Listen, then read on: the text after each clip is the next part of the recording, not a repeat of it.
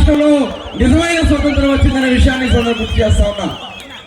మరి ఆనాడు జనతా వస్త్రాలు కానీ, కిలో బియ్యం 2 రూపాయల పథకం కానీ, పక్కా గృహ నిర్మాణం కానీ, స్థానిక సంస్థల్లో రిజర్వేషన్లు కానీ, ఇలా అనేక విప్లవాత్మకమైనటువంటి కార్యక్రమాలు చేయడం ద్వారా ఆ రోజు ఎమ్మెల్యేలుగా, ఎంపీలుగా, కేంద్ర మంత్రులుగా బీసీలకు అవకాశం వచ్చిందంటే ఆనాడు అన్న నందమూరి తారక రామారావు గారు ఈ రాష్ట్రంలో బీసీలకు ఇచ్చినటువంటి అవకాశాలు.